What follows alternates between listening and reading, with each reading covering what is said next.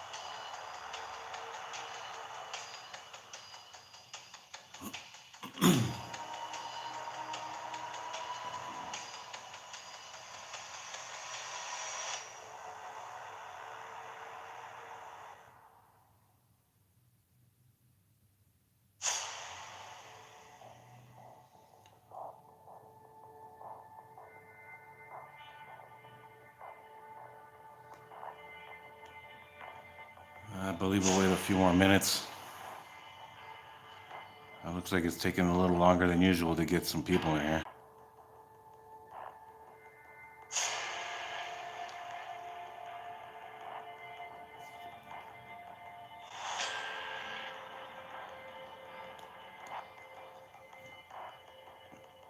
It's not too bad here.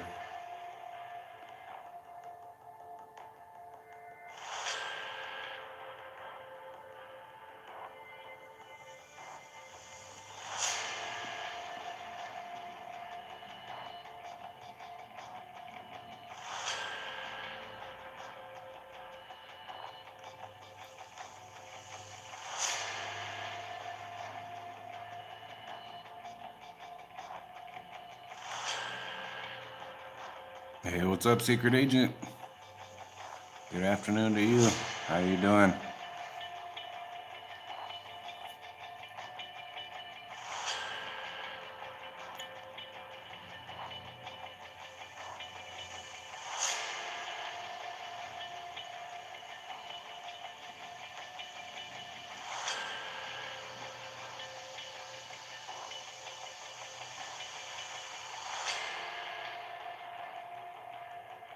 Hey, Laurie Croft, what's happening?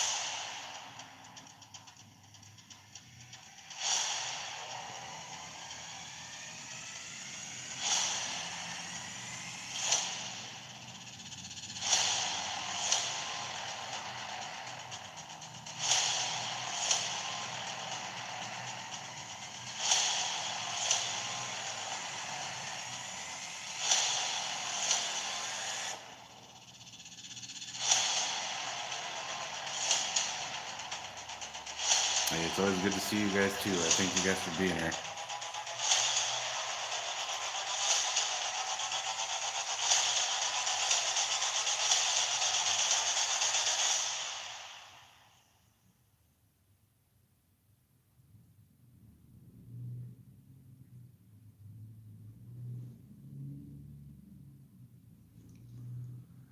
Um, well, guess we'll go ahead and get started.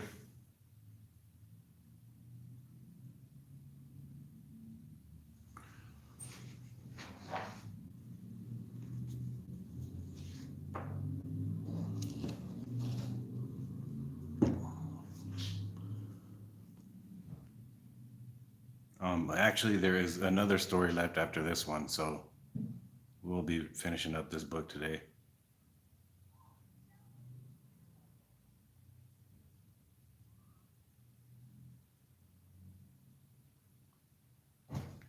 All right, this is about Gabrielle Darley. The price of admission into the Elks movie theater that night in 1928 was a dime, well within Gabrielle Melvin's reach. She was, after all, one of the wealthiest women in Prescott. She wore diamonds and a fancy dress as she walked past the boys handing out flyers that billed the evening's presentation as a startling expose of the white slave trade. She bought a ticket, strode past the mannequin in the lobby wearing a garish red robe, and followed an usher to a seat. Then she sat back to enjoy the red kimono, the feature film. The organist, a standard fixture in movie halls, kept the crowd entertained until the theater darkened and the curtains drew back to reveal the giant screen. Black at first and gradually illuminated. The standard request for good behavior flashed across the reflective surface. In a silent movie, the organist's task was to set the mood. His music swelled and softened accordingly as the action began. In the opening scene, a woman leafed through a collection of old newspapers. She stopped at one and began reading a particular article. Camera panned in to scan the headline, a blurred story of Gabrielle Darley. Startling human document. The woman turned to the audience and, through the use of gestures, exaggerated facial expressions, and subtitles at the bottom of the screen, revealed that this was a true story. One of the subtitles said, "If it contains bitter truths, remember that I only turn the pages of the past." Out in the audience, Gabrielle Melvin sat shocked. As the movie continued, her shock turned to anger, then outrage. She was Gabrielle Darley. She was seeing herself being portrayed on the screen. Nobody told her beforehand that her life story had been made into a movie. Even worse, a lot of it was true, and the true parts were the worst parts. She didn't like it, and she planned to take action. She did, and several lives were changed as a result, most notably hers and that of Dorothy Davenport Reed, the producer of the movie and also the actress appearing in the uncredited role of the woman poring over the old newspapers. Although Gabrielle Darley's life actually was a prime subject for such a movie, this one contained a major mistake. Reed, the producer, should have followed the common movie-making practice and changed Darley's name. She made the alteration for every other real person depicted, but not the lead character. She never explained her reasoning, not even during the 5 years of court battles that ensued. Presumably, however, she did it to create some publicity for the film and entice people who remember the trial into the theaters. In the movie, Darley was played by Priscilla Bonner, at that time a fairly well-known actress who also appeared in such other silents as Long Pants, It, Three Bad Men, Earth Woman, Proud Flesh, and Charlie's Aunt. The film was also the directional debut of Walter Lang, who later helmed such talkies as Tin Pan Alley, State Fair, Mother Wore Tights, Cheaper by the Dozen, Call Me Madam, The King and I, and There's No Business Like Show Business. His final film, made in 1961, was the less than classic Snow White and the Three Stooges. Despite that, he earned a star on the Hollywood Walk of Fame. The film opened in 1925, and while the original title, The Red Kimono, was spelled correctly, after repeated misspellings, its producers surrendered and let it become The Red Kimono. The plot depicts Darley as a prostitute in New Orleans. Flashbacks later reveal that she grew up under the heel of an evil father and a mother who didn't care. To escape that miserable lifestyle, she takes up with one Howard Blaine, falls in love, and expects to live a happily ever after. But Blaine instead gives her a red kimono, sets her up in her own apartment in the red light district, and turns her into a call girl. According to the movie, she agrees to the sordid life because she is in love with Blaine.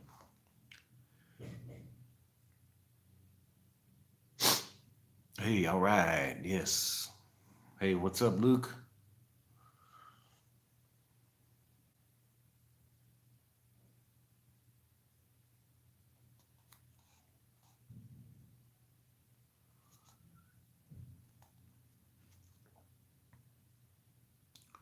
But Blaine deserts her, taking all her earnings, and runs off to Los Angeles to marry someone else. Darley follows him, confronts him in a jewelry store, and shoots him. She's arrested and tried for murder. A jury believes her story about all the mistreatment she has undergone, and she is acquitted.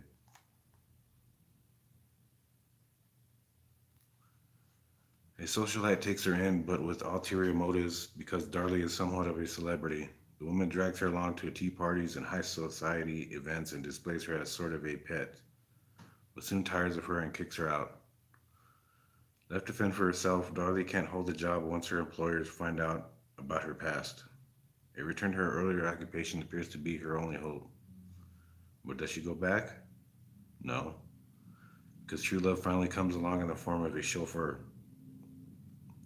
The film ends with Reed making another appearance to deliver an impassioned plea to give fallen women a second chance. The film was not well received. One critic said it had some nice direction, but ultimately there was a lot to separate it from other melodramas of the period. An entertainment critic for the New York Times wasn't nearly so kind. Hey, what's up, Rhodey? What's happening? Been a number of wretched pictures on Broadway during the last year, but none seem to have quite reached the low level of The Red Kimono, a production evidently intended to cause weeping, wailing, and gnashing of teeth.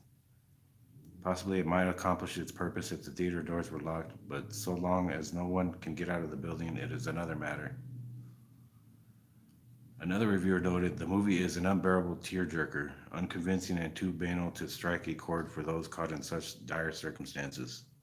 This film is worth a look only for historical reasons and to see how a melodrama was done before there were talkies. Had she merely been accused of producing a bad movie, Dorothy Reed's troubles might have ended there. She was well established in Hollywood. Her father, Harry Davenport, was a familiar Hollywood character actor, and she made her own stage and movie debuts when she was only 16. In 1912, she appeared in His Only Son, a Western. Her co-star was Wallace Reed, and the two formed a movie-making partnership and then married. Their relationship ended tragically when Wallace Reed was injured in a train wreck on location and eventually died of morphine addiction at age 31. He left his widow with 2 children, financial security, and a mansion on Sunset Boulevard. She became an anti-drug crusader and produced and starred in Human Wreckage, a drama dedicated to her late husband and his addiction. One newspaper review called it the most important picture ever made. She then produced The Red Kimono about 2 years later. Yeah, Crofty. A lot of these stories are pretty intriguing. They're pretty sad, pretty messed up, but hey, that's how it went. I mean, those times were rough back then, you know. But out of that quote, Gabrielle's fury. Shortly after seeing the movie, she filed a $50,000 lawsuit against Reed for invasion of privacy. In court, she noted that although she actually did shoot and kill a former lover, she was speedily acquitted by a Los Angeles jury. Afterwards, she said she settled down in Prescott, Arizona, married, and became a respectable member of the town society. She claimed that none of her friends and neighbors knew about her past, but when the movie was released using her real name, she found herself ostracized. She further testified that the movie depicted her as a woman of lewd character, a prostitute, and a murderer. Although those inferences were basically true, an appellate court upheld her suit and expressed outrage over Reed's error in judgment. The court's ruling said it was wrong to destroy Gabrielle's reputation, wrong to injure her standing in society by publishing the story of her former depravity for the sole purpose of making money. Reed appealed to the California Supreme Court, but that body refused to hear the case.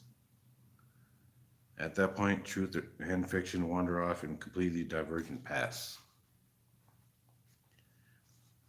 The real Gabrielle Darley was born in France in 1890. She would later claim that her father was abusive, so her mother left him, took their daughter, and moved to San Francisco, where she was killed in the 1906 earthquake. Left without parents at age 15, Gabrielle moved to the Nevada goldfields, where she tried to eke out a living by waiting tables. But that life was too hard and hardly profitable. At the age of 16, she turned to prostitution, but she did it all by herself, not with the help of a scoundrel as the movie suggested. Young, pretty, and worldly, she did well in the profession. She invested much of her earnings in diamonds and planned to open her own brothel with what was left over. In 1909, she married Ernest Presti, an Italian-born gambler and boxer who used the name Kid Kirby in the ring. The couple moved to Prescott, where both plied their respective trades. Gabrielle was very successful. Although only fit 19, she opened her own house of ill repute and ran it as a highly profitable operation. But her husband was neither a good gambler nor a skilled pugilist. And because he was such a consistent loser in both ventures, he started depleting his wife's savings at an alarming rate. That ended one day in May of 1911 when Presti was shot and killed by a shoeshine man over a $20 gambling debt. The incident cast some suspicion over Gabrielle. In view of the fact that Presti was dipping into her finances, some suggested she had a good reason to have him killed.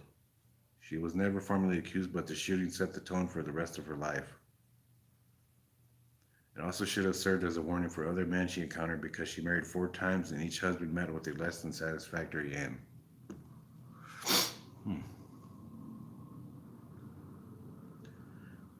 The next man in her life was Leonard Topp, person depicted as Howard Blaine in the movie. The relationship is sketchy, but he apparently frequented Gabrielle's place of business on a regular basis and eventually became her lover. That didn't end well either. Top ran off with one of Gabrielle's working girls after absconding with a fortune in the madam's diamonds, as well as a substantial amount of cash. It was a fatal mistake on his part. His ex-mistress hired a private detective to track them down. He found them in Los Angeles, and Gabrielle followed. Yeah, Crofty, that's basically what it is. Like she's a Black Widow spider there. Dressed in her finest attire, Gabrielle walked into the store and hissed, "Hello, Leonard." According to the eyewitness accounts, just as Top spun around to face her, she fired the pistol she had concealed in her fur muff. I wish they would have reworded that one. Her fur muff. Anyway, her aim was deadly. The bullet hit Top's heart, but he lived long enough to knock her down and smash her head against the floor. After knocking her unconscious, Top got up and said, "Well, I guess I'm about through for good," and fell over dead. Gabrielle was arrested and charged with murder. Well, at least he got some licks in before he went down.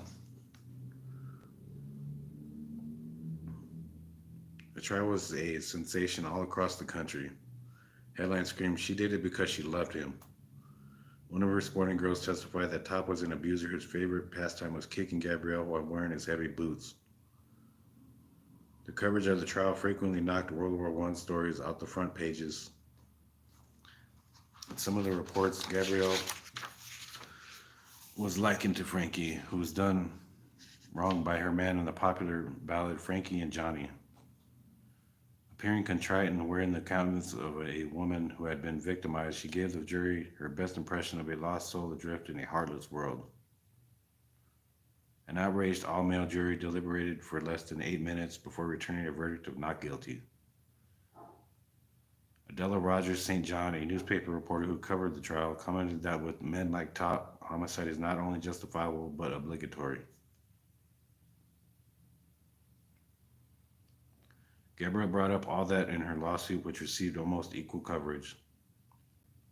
The country had never seen or heard anything like this before. The case drew so much attention that even the New York Times gave it regular coverage. In a sense, the entire movie industry was on trial for using actual facts when filming a biographical movie. It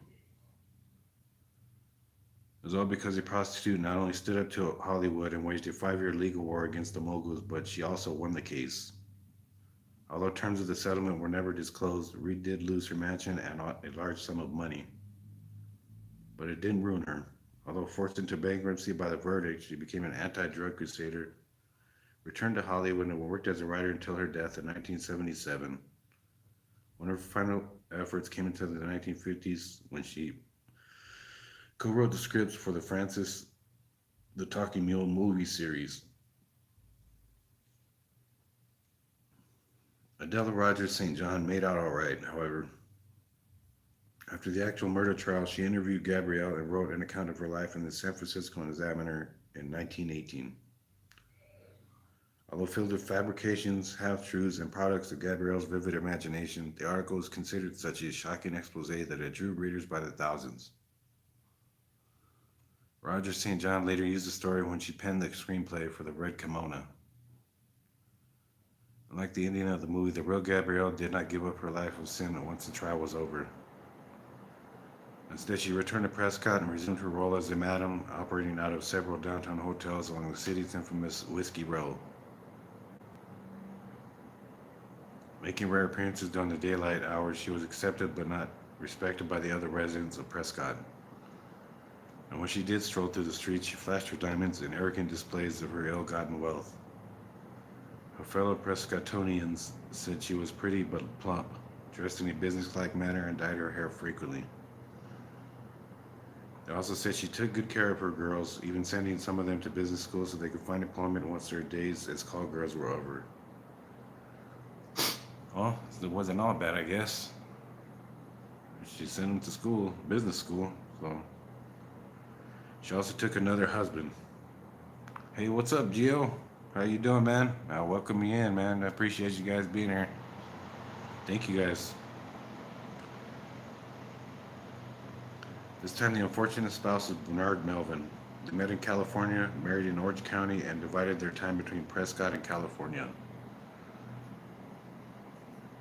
6 months later, they split up, and the cause was a familiar scenario. Just like her two previous mates, Melvin got sticky fingers and dug into Gabrielle's bank accounts. She went to California, had him arrested, and charged him with embezzling $2,000 from her. The Los Angeles news hounds, aware that Gabrielle Darley was back in the area, jumped all over the story. She refused their request for interviews, but Melvin was more than willing. I didn't steal that money from her, he told the Los Angeles Times from his jail cell. She gave it to me. We loved each other once, but we're through now, and she hates me. She hated Top, and she killed him. I'm in jail. The man pays, I guess. Melvin was convicted and served time. He then returned to Prescott and lived in a shack at the town dump ground where he worked as a caretaker. In 1927, he was beaten and robbed, and once again there was some suspicion aimed at his former wife. But she was never formally charged. Melvin, a pathetic loner who avoided all contact with the outside world, died in 1929 as a result of the injuries suffered during the robbery. He was 70. Damn, you're gonna be beating up a 70-year-old man, shit. But Gabrielle wasn't done taking strolls down the bridle path. Shortly after Melvin's demise, she took the vows with Everett Fretz, a local barber and manicurist.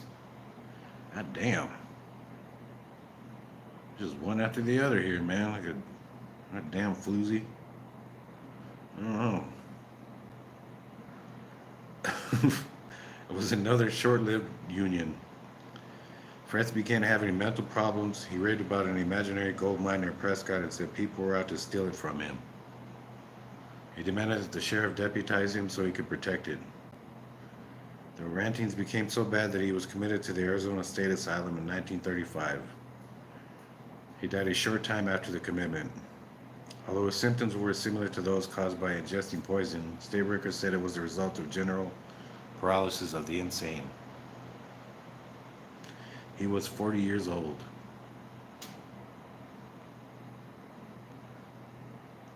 Damn. Just when you thought it was over. Gabrielle Presti Melvin Fretz still wasn't done looking for love. It came this time in the form of George Wiley, but now Gabrielle was past her prime. She was an aging hooker, plump and frowsy, but also decked out in her beloved diamonds. Her intended was a short, overweight, red-faced former bootlegger. They were married on July 1st, 1937, and left Prescott to operate the combination liquor store, cafe, auto court, and gas station they had purchased a nearby Salome. Oh, Oh, just the guy having fun was in here. I know he suggested something like that in Salome. That's crazy. Just the guy having fun. If you're watching this, or if you're in chat, yeah, that's pretty ironic that you suggested that to me earlier. Now I see it mentioned here in the story. Gabrielle began using her nickname of Darley, and life went on as before. Despite the change in locale, she still had her her girls, but now she ran them out of the cabins behind the cafe instead of the fashionable hotels of Prescott. Then, almost as if fulfilling some grand design, death found her again. Late 1940, Wiley and Mae Grissom, one of Dolly's working girls, got into an argument at the cafe. The angry words soon led to a physical confrontation. Wiley lunged at the girl. She fell backwards off her stool and hit her head on a water cooler.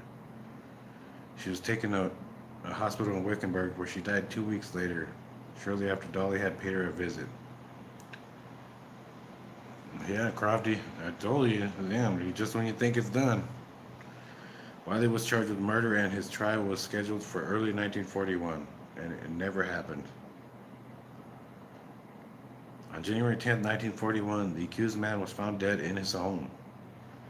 After working the midnight shift at the cafe, Wiley went home, where he drank from a glass his wife allegedly had left out for him. The glass contained rat poison. When he returned home, Dolly discovered his lifeless body sprawled out on the kitchen floor. Damn, the rumor started almost immediately. It was an understandable reaction due to the numbers involved. 4 husbands, 1 living lover, 5 deaths under unusual circumstances. I mean, put 2 and 2 together. I mean, pretty much. I mean, there's nobody else around. Like, who else could it be? A coroner's inquest was. Wait, hold on. Yep. Oh, yeah, she got another one. A coroner's inquest was called because there were suggestions that Dolly had purposely left the tainted glass out for him. There were also hints that maybe Mae Grissom, her husband's purported victim, hadn't died from her head injury, but as a result of poison. The coroner's jury ignored such speculation and ruled that the girl had died of natural causes and that Wiley's death was a suicide.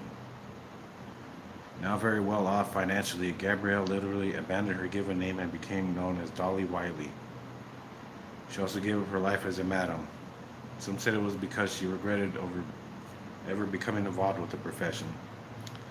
Others snorted and said it was because Yavapai County officials were cracking down on prostitution. Regardless of the reason, she quit the girls for hire business and spent most of her time operating the multi-purpose facility in Salome. But death came knocking once more. In mid-August of 1962, Bill Gabbard, who ran a service station in Salome, rented a house from Dolly, shot and killed a man while hunting. Now it was Gabrielle's turn to rise to someone else's defense. She hoped Gabbard's wife hired a top lawyer and posted his bail. The jury delivered a verdict of not guilty. Dolly Wiley wept when she heard it. In a sense, she knew she had gone through because there were eerie similarities to his case and the ordeal she had undergone in 1915, a fatal gunshot, a plea of self-defense, acquittal, and a second chance. Ironically, the possibility of a second chance was the supposed theme of the Red Kimono. At the end of the movie, Reed made another brief appearance and pleaded that fallen women should be given a chance for redemption. It was not only the strange twist in the complex story. At her murder trial, Gabrielle was defended by Earl Rogers, a leading Los Angeles criminal attorney. He was Adela Rogers St. John's father. All that became irrelevant when death made its final appearance in the saga of Gabrielle Darley. 5 days after helping Gabbard escape a wrongful jail sentence, she fell and broke her hip. She was taken to the hospital in Wickenburg, where she developed pneumonia. Realizing that the end was near, she contacted friends in Prescott and brought a preacher to administer her last rites. She died on Christmas Day, 1962, at age 72. Her body was cremated and the ashes interred next to the grave of Everett Fretz, one of the soulmates who had preceded her in death.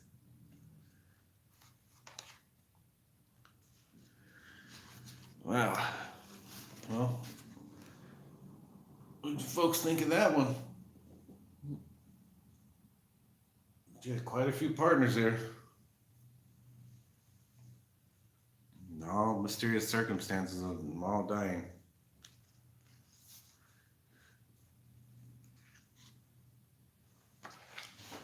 Yep. Oh yeah, that one was a good one. I picked a good book, man. That one was pretty damn good. I thank you guys for being here.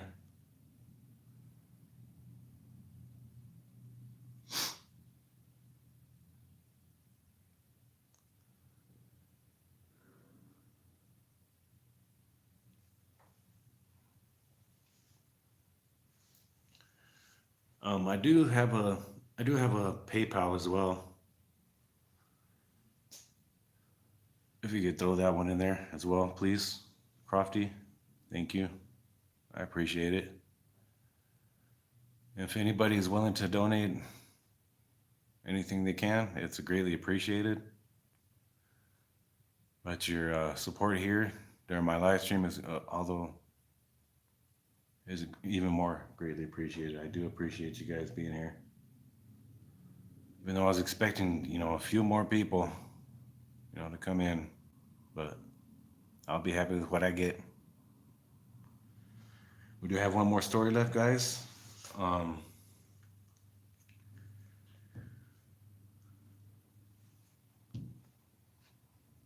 Hey, thank you, Rody. I appreciate it, man. Hey, what's up, Joe? What's happening, brother?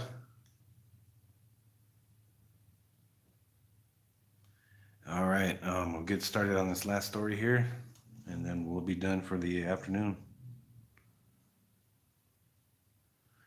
This one is Arizona's Lost Treasures.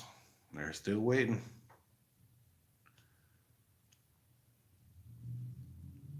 Hey, Joe, if you can share it out, man, or if anybody could share it out, I'd appreciate it.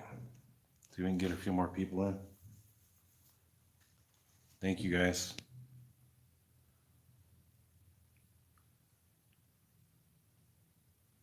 Deep within the heart of anyone who lives in Arizona, or anyone who has ever been to Arizona, or anyone who plans to come to Arizona, there is this one common fear. Somebody's going to find the lost Dutchman mine before I can get to it. Wow. Whoever does uncover the mine or any of the other treasures supposedly hidden in the state's sands and mountains will be rich. Not as rich as winning the lottery, perhaps, but rich nonetheless. Much of the lore surrounding the buried gold centers around the lost Dutchman mine, hidden for more than a century in the mysterious Superstition Mountains. To the geologists, the superstitions are a single mountain composed of tough, contoured by the elements into peaks and canyons. To the writer, they are brooding land masses, relentless wilderness, and foreboding rock sculptures that loom against a jagged horizon. The dreamer envisions them as long strongholds of solitude, still safe from the encroachments of civilization. And the detective wonders why so many people go there and never come back. But the treasure hunter does not dwell upon such intangibles. He goes to the superstitions for one reason: to find gold. Arizona has more stories of lost treasure than any other state, and any discussion of the subject inevitably leads to the intertwined and unresolved mystery involving the superstitions, the lost Dutchman mine, and Jacob Waltz. History records that there is gold in the superstitions. However, it does not record where it is. So the treasure seekers rely on old maps, age ramblings, hearsay, and speculation in their quest for untold wealth. The basis for the story of the lost Dutchman mine goes back to a time when only Apache Indians lived in and around the area east of what would become Phoenix. They probably found the gold but had no use for it. Then the Spaniard conquistadors arrived, looking for the legendary 7 cities of Cibola, place where the streets were paved with gold and the women wore solid gold armbands. The natives warned the interlopers against looking for the gold, saying it was guarded by their thunder god.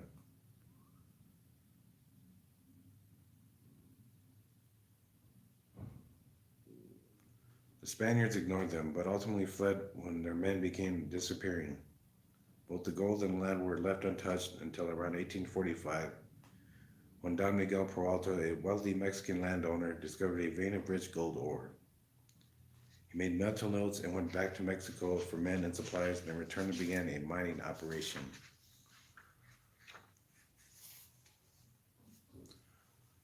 Hey, what's happening now? What's up? What's up? Produced fabulous wealth, which he then shipped back to Mexico. His presence did not sit well with the Apaches. 3 years after Peralta's initial incursion, the natives mobilized a larger group of warriors to drive the treasure hunters from their lands. Peralta somehow heard about their plans and ordered his men to pack up and leave, but not before they took elaborate steps to conceal the mine. It was a costly mistake because it delayed their departure. The Apaches attacked and massacred the entire group, then drove their heavily burdened pack animals off cliffs and into ravines. Later prospectors would find the animals' remains still carrying sacks of gold. The last discovery of that nature occurred in 1914 when a prospector showed up in Phoenix with the well-rotted remains of a Spanish saddle, some decayed leather straps, and about $18,000 in gold ore.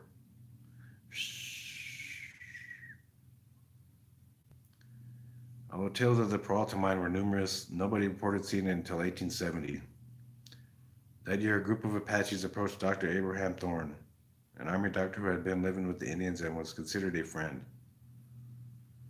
As a reward for his kindness toward them, they offered to take him to a gold mine, but only if he agreed to go there blindfolded. When the group arrived at the bottom of a canyon, the Apaches removed the blindfold, showed the doctor a stack of gold nuggets, and told him to take as many as he could carry. Once back at his post, Dr. Thorne sold the nuggets for about $6,000. Next came the Dutchman. Jacob Waltz, sometimes spelled Walls, wasn't really Dutch. He came from Germany, but Dutch was easier to pronounce than Deutschland, so he became the Dutchman. He arrived in the United States in 1845 and spent the next 20 years prospecting in the East, Midwest, and Southwest. In 1870, he took a steady job at the Vulture mine near Wickenburg, where he met Jacob Weiser. They formed a loose relationship and struck out for the superstitions. Waltz had heard the stories about the lost Peralta mine, guarded by a supernatural entity. From that point on, the story of the Lost Dutchman mine becomes a mixture of fact, fiction, and folklore and suggestion, blended with deception, accusations, and speculation. According to some theories, the two miners saved a Mexican man's life, and he repaid them by giving them a map that allegedly showed the location of the Peralta mine.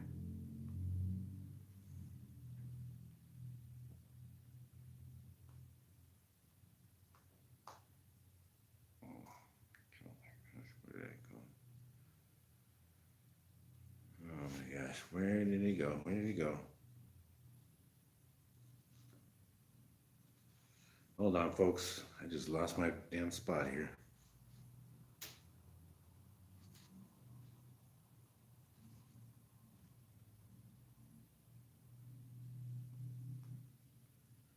According to some theories, the two miners saved the Mexican man's life, and he repaid them by giving them a map that allegedly showed the location of the mine. That version maintains that the Mexican was Don Miguel Peralta, and that Waltz and Weiser was not only found the mine, but eventually bought it from Peralta. Other stories suggest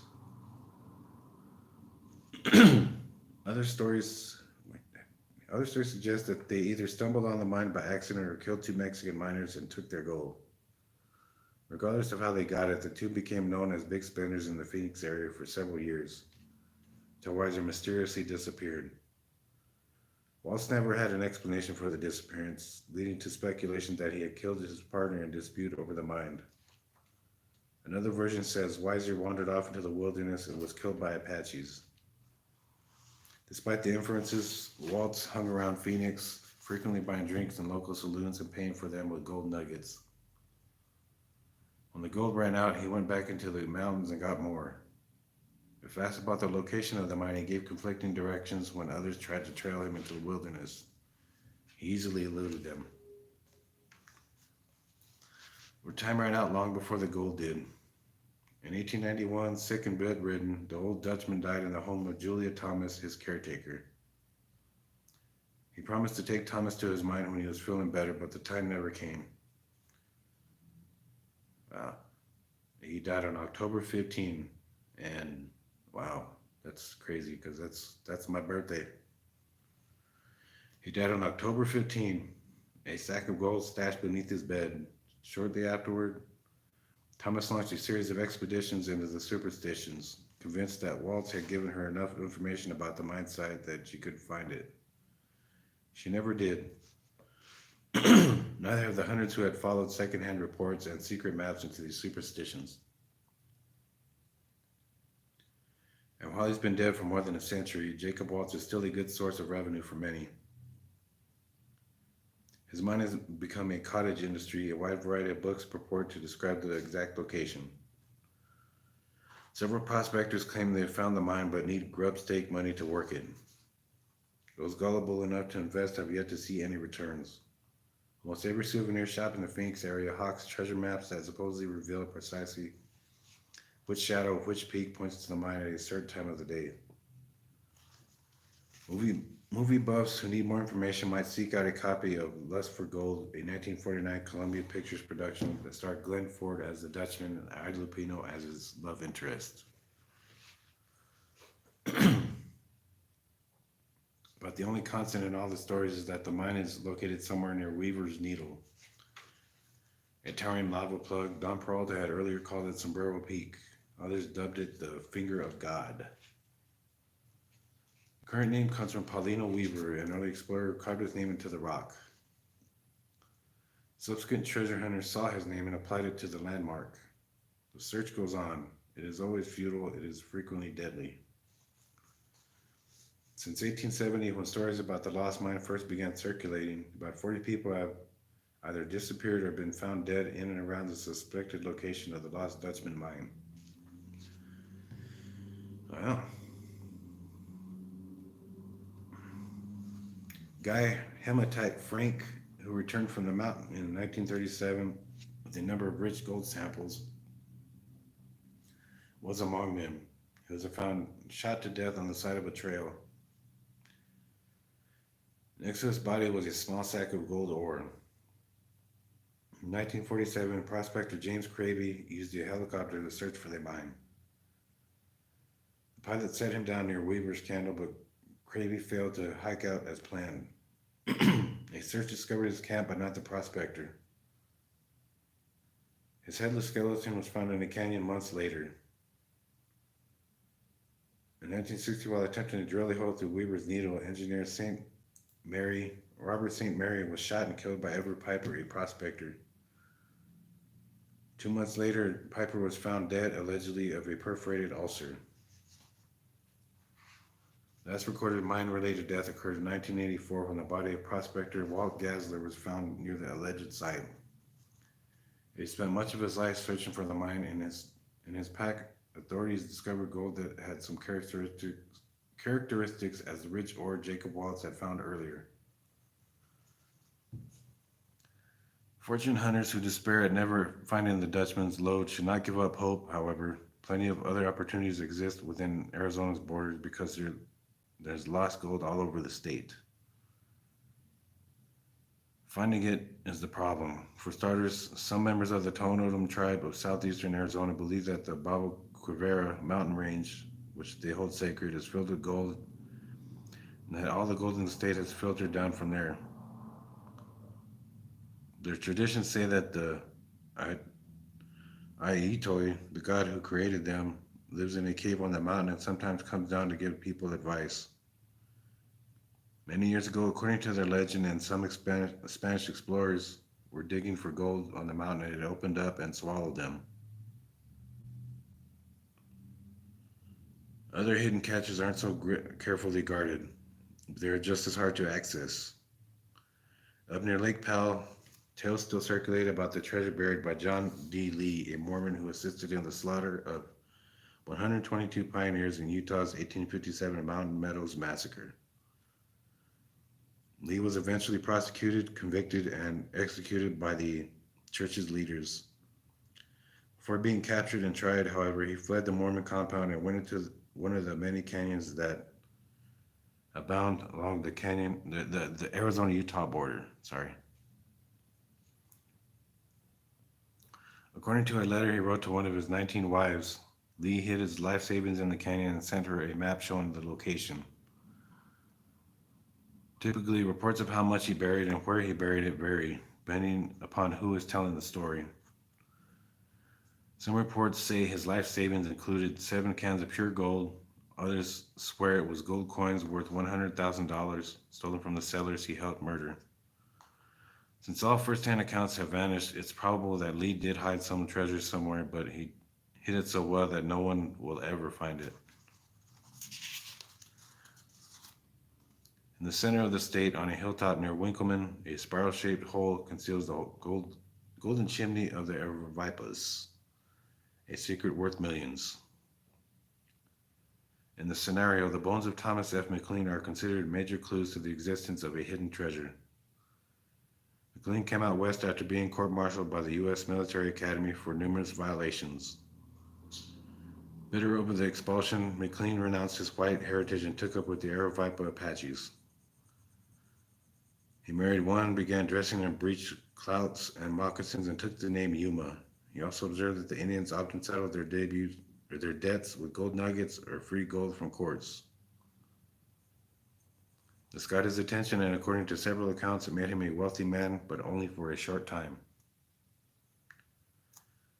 One story says he befriended an Aravipa chief and duped him into revealing where his people were finding all those nuggets. The chief agreed, but on the condition that Yuma could make only one trip to the site and could never reveal what he saw. If he did, the chief warned bad things would happen to the both of them. The two rode into the mountains near Camp Grant and stopped in an 8-foot depression. Yuma took out his knife and began scraping, and he found the top of a chimney-like formation that contained free gold so thick that the blade of his knife couldn't fit between the chunks. He was allowed to take as much as he could carry, which should have been enough to provide him with a comfortable lifestyle.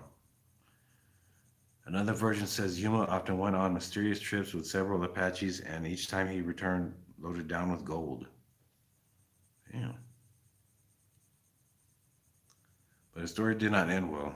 Yuma allegedly hooked up with another Anglo and led him to the secret chimney where they dug up about 30 pounds of quartz.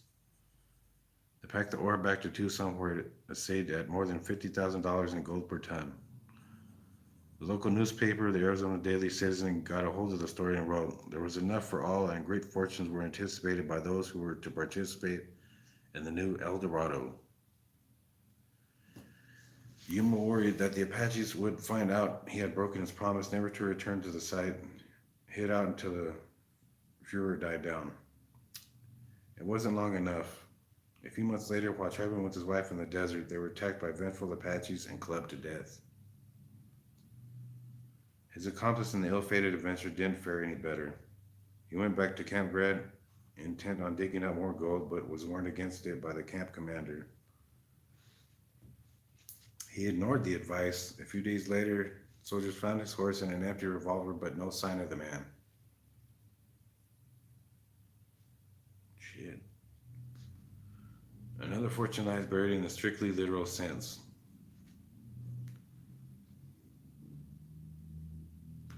At Sunset Crossing on the Little Colorado River, in 1865, a prospector who had struck it rich in the gold fields of California was returning home to Illinois, accompanied by his wife.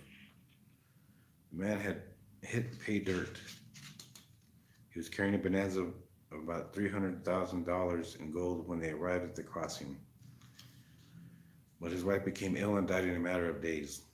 Saddened by the man's loss, the owner of the trading post agreed to build a wooden box for a coffin and clear some land for a gravesite. At the hastily arranged funeral, the woman's coffin was so surprisingly heavy that it took 6 men to place it on the grave. No one thought about it at the time, and the prospector returned to Illinois. Years later, he revealed that he had placed half his gold, an estimated $150,000 worth, in the coffin as his wife's share. This is a bloody flurry of activity, but no one has ever found the coffin and the gold it allegedly contains. The case of the bumbling bandits affords the determined gold seeker with another venue. It happened in 1895 when a Southern Pacific train was held up by a pair of inept, or at least explosive challenged bandits. The robbers forced the rail crew to unhook the mail car carrying a large amount of money, then ordered the remainder of the cars along with the engine to continue on their destination. Once they had the mail car to themselves, the pair tried to dynamite the safe. In order to hold it steady, they placed a bunch of sacks on top of the safe while they experimented with the proper amount of dynamite required to blow the door open. Unfortunately, for the bandits, they used too much blasting powder. The explosion not only tore the door off the safe, but also destroyed the sacks they were using for blast. Then they discovered that there was very little money inside the safe, but the sacks they had just blown into the atmosphere contained gold coins. The bandits were captured and a majority of the coins were recovered, but modern legend says there are still about 1,000 of them scattered across the desert in the Dos Cabezas Mountains, 5 miles southeast of Wilcox. And those mountains, guys, there's just the mountains just straight ahead right there.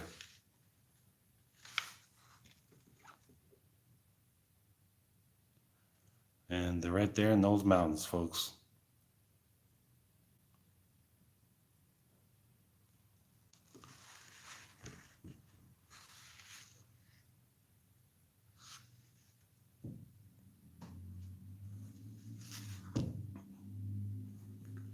Geronimo, the fabled Apache leader, also plays a role in the ongoing search for lost gold. According to some, while imprisoned at Fort Sill, Oklahoma, Geronimo tried to bribe any Army officer by promising to reveal the location of a rich gold mine in exchange for his release. The story says Geronimo and his Apache followers discovered a rich gold vein in Sycamore Canyon near the mouth of the Verde River in the Clarkdale area. The Spanish soldiers seized the mother lode and constructed a smelter and soon had a multitude of gold bars tucked away in a cave. The Apaches tried to scare the soldiers away by rolling boulders down on them from atop the canyon wall, but the tactic didn't work. And soon the invaders had so much gold they decided to transport some of it to Mexico on mules. They never got there. As they hiked out of the canyon, the Apaches ambushed the mining party, intent on killing all of them.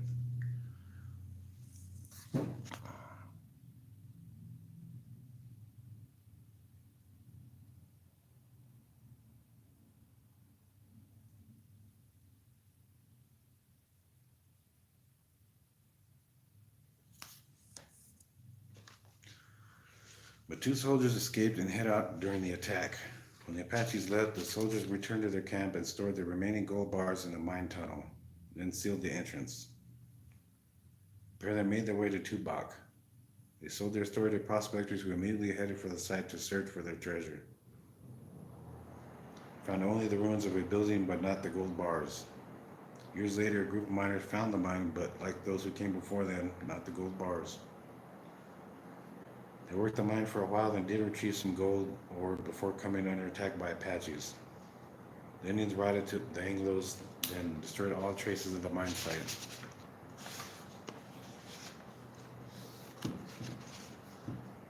Only a few miners escaped. None was brave enough to go back to relocate the treasure. In the first half of the 19th century, hold on.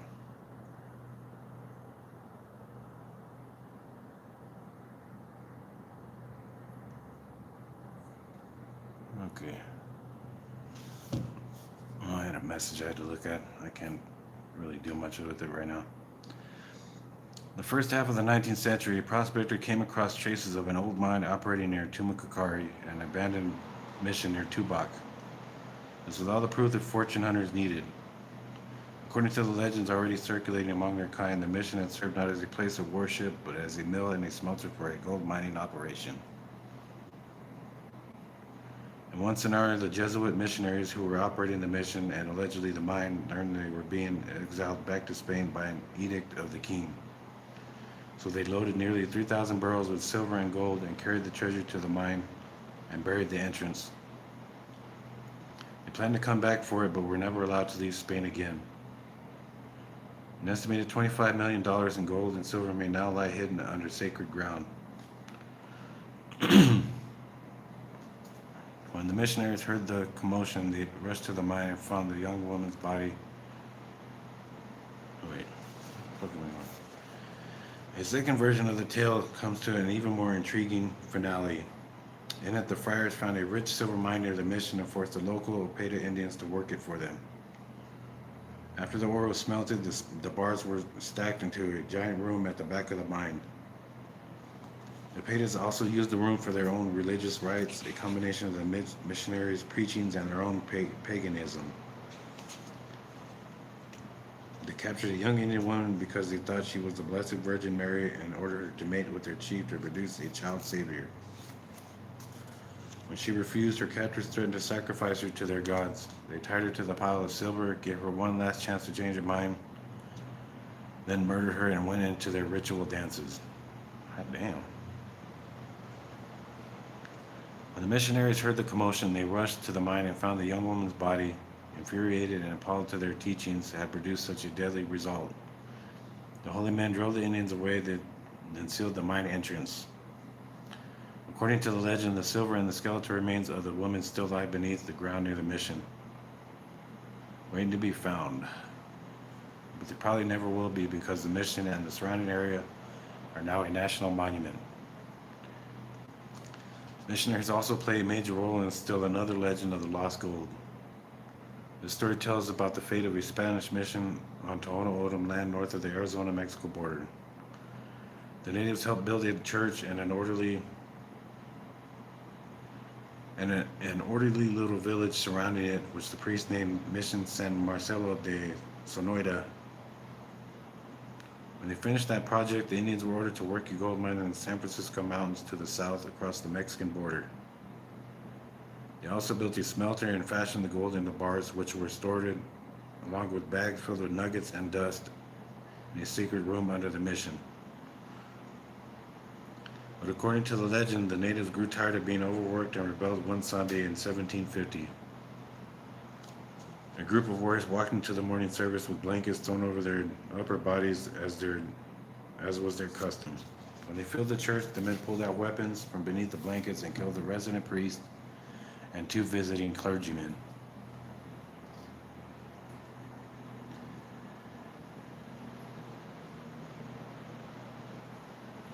The attackers threw the bodies into the underground chamber where the treasure was hidden and leveled the church down to its very foundations, burying the bodies and the gold. They also covered the entrance to the rich gold mine where they had been subjected to forced labor. The whereabouts of both, if they ever existed, remains a mystery. There are several versions of the tale. One indicates that the Indians working with the priests were loyal to them and did not feel enslaved.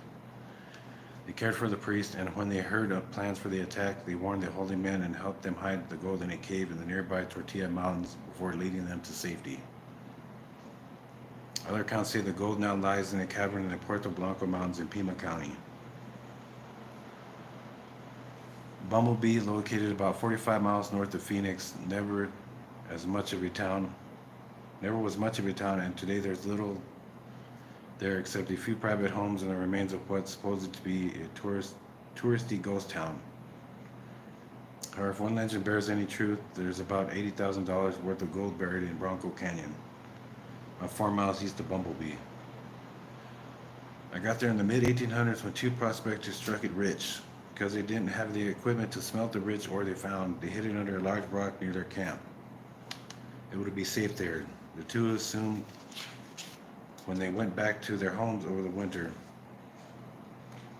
Things didn't go as they planned, however. Before they could leave their camp, an Apache warrior party attacked and killed one of them.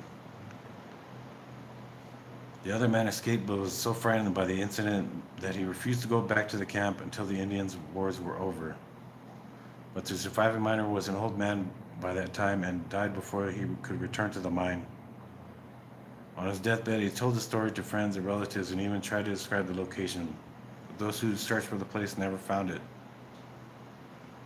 While most of the legends deal with burning sands, hidden canyons, mountain peaks, one that still circulates in the Flagstaff area involves a watery grave. During the winter in 1891, the two outlaws hatched a quick scheme that might have worked if they had encountered frigid weather and a determined sheriff. The pair stole 8 large gold bars from a gold mine near Gillette, a former mining camp that is now reduced to dust and rubble. Each bar measured 3 feet long by 4 inches wide. On today's market, they'd be worth a fortune that would make an oil baron smack his lips. They buried the bars near a cabin on Rogers Lake, then hustled back into Flagstaff where they robbed a stagecoach of an estimated $25,000 in gold and silver coins. They returned to their cabin, dug up the gold bars, and placed them along with the strong box from the stagecoach into large wooden kegs. They then chopped holes into the ice covering Rogers Lake and lowered their loot into the freezing water.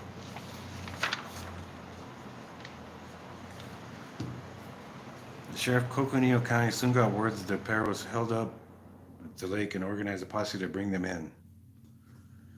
The robbers got wind of the plan, however, and left their hideout in a hurry. Unfortunately for them, the lake was still frozen over. They didn't have time to retrieve their ill-gotten wealth, so they left it there. One outlaw was later killed in a gambling dispute, and the other was arrested during a botched holdup and sentenced to prison, where he spent the next 24 years. After serving his time, he and an associate returned to Rogers Lake but never found the loot. Neither has anyone else. Even though the lake goes almost dry every year, allowing the lake bed to be searched without major difficulty. The immigrants and prospectors who passed through the Sonoran Desert near Gila Bend encountered a hostile land populated by hostile people. Those settlers who carved out their ranches and farms in the area were often subject to attack by the native peoples. One such attack occurred in 1869 and led to the discovery of fabulously rich deposit of gold-bearing quartz in the Gila Bend Mountains. Apache raiders kidnapped a rancher's daughter, and several army troopers went out to search for her. One group of 3 soldiers didn't find the abducted girl, but they did stumble across a waterhole filled with nuggets of pure gold. Directly above the depression, they also found 2 gold-bearing veins, one 5 inches across and the other 16 inches wide. The troopers filled their saddlebags with gold and set out to find their way back to their quarters, but they were forced to separate when their water ran out. One died there in the parched desert. The second made it back to civilization, but the experience left him so mentally disabled that no one ever believed his story. The third soldier, however, a private, got back with his saddlebags full of gold.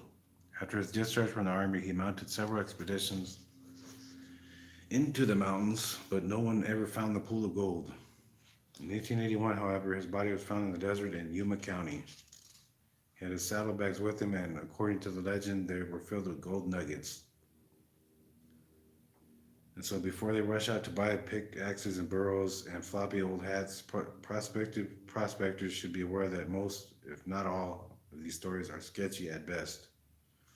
They're based on fables, tall tales, campfire stories, and pure fiction. But the legend goes on, and so do the searches. All right. I thank you folks very much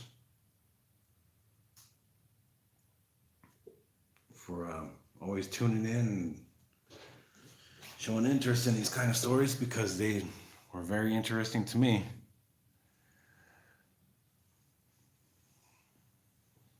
Where are you at, Joe?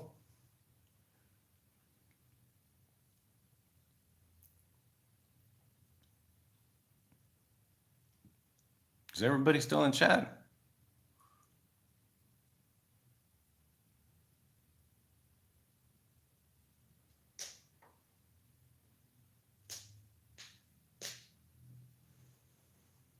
Hey, anytime, anytime, anytime. Oh, yeah. Yeah, I'm just gonna turn that book in right now while I'm here. So,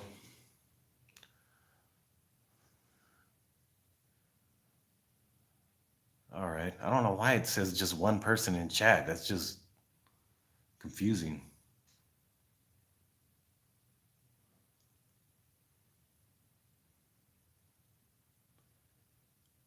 All right, folks. There's a Cash App link and there's a PayPal link as well. Um, if you folks are more than willing to donate anything you guys can or are willing to, it is greatly appreciated. I do need a few things, however. Um, I do need some batteries for my lights and another tube for my tire. These streets are unforgiving. I don't know what I'm running over that's keeping going flat, but and yeah. If you guys can, it's greatly appreciated.